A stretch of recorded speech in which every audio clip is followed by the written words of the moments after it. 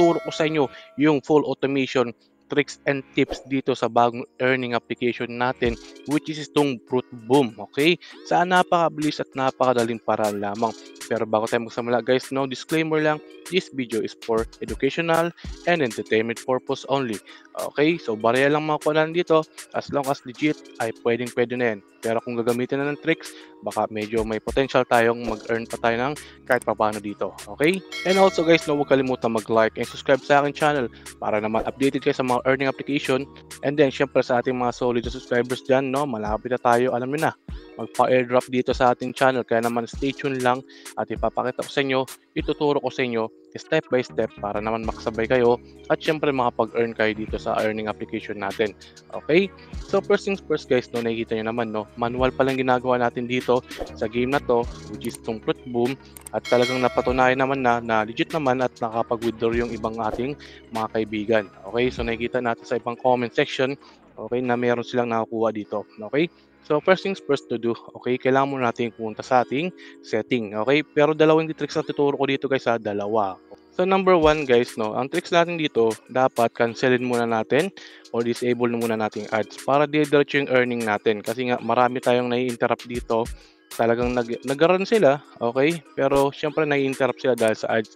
Okay, make sure na meron kayong configure na private DNS dito, and then kung wala namang ganitong setting, ay punta ka sa Play Store, hanap kayo ng mga ad blocker doon na for the apps. Okay, na legit naman. And then, balik tayo sa game. And then, once na nakapag-ad blocker ka na dito, makikita nyo naman na diretso na, walang interfere ng mga ads dito, which is maganda. Yun ang sasabi natin dito.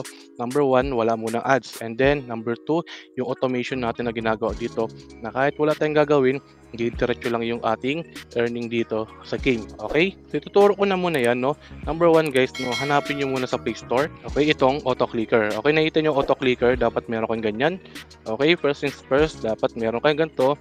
And then enable mo lang yung multi-target mode kasi kailangan natin yan. And after that, yung new configuration, click lang natin yan.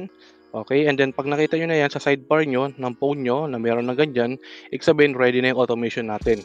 Okay, and then syempre, configure ba natin na manual step by step. So first thing to do, ang kailangan lang natin dito is, kailangan lang natin siya i-swipe sa left. Kasi nga kahit i-swipe lang natin siya sa left yan, diretso yan, and then mag-start tayo ng bagong game. Okay, pero back muna tayo. Okay, mag-create muna tayo ng bagong game or restart natin dito. Okay, once na nakapag-restart tayo ng game dito, ang gagawin natin dito, i-swipe lang natin. Kukunin natin to, yung kulay dilaw dito. Okay, click lang natin yan. And then, dapat ang swipe natin is pag ganyan. Okay, 1 and 2. Okay, dapat ganyan lang. And then, i-click lang natin yung setting dito. Okay, yung milliseconds niya kahit 4, okay na yan. Okay, kasi nga, mabilisan na to. And then, i-click natin yung play. Okay, no? Pwede naman pa left, pwede pa right. Okay, and then as you can see, no, full automation to, dadagdagan pa natin ng next configuration after that. Okay, pero nakita nyo guys, no, hindi ka na magta-touch, hayaan mo na yung game mag-earn para sa'yo. Okay, as long as ipi-play mo na to, yun, diretso siya. And then number 2 guys, no, wala tayong interfere ng ads. Yun ang maganda dito sa tricks na ginagawa natin.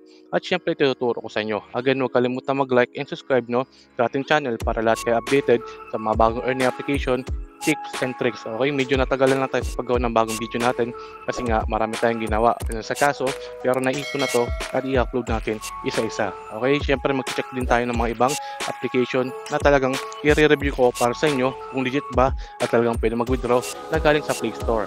Again, hindi tayo pwedeng yayaman dito. Okay, hindi tayo quick scheme dito. Wala tayong syempre mga pinapangako na yayaman agad. Okay, walang ganon. Again, this video is for educational and entertainment purpose only. Okay, nakikita nyo naman, diretso. Kaya mo na kapag natalo. Pag natalo, restart. Pag hindi naman, diretso yung ating pag-earn dito sa game na to. Okay, super basic lang. Okay, kapag may ganyan guys, no, dagdag tayo. Post muna natin yan. And then mag-add tayo ng single button na merong X na baba. Okay, and then we can continue na yung ating automation dito. Kasi nga meron silang interval yan. Yung una, swipe, and then mag-click, swipe, click, etc. Okay, and so on and so forth. Okay, dagdag pa natin yan kapag natalo. Pero sa tingin ko, hindi tayo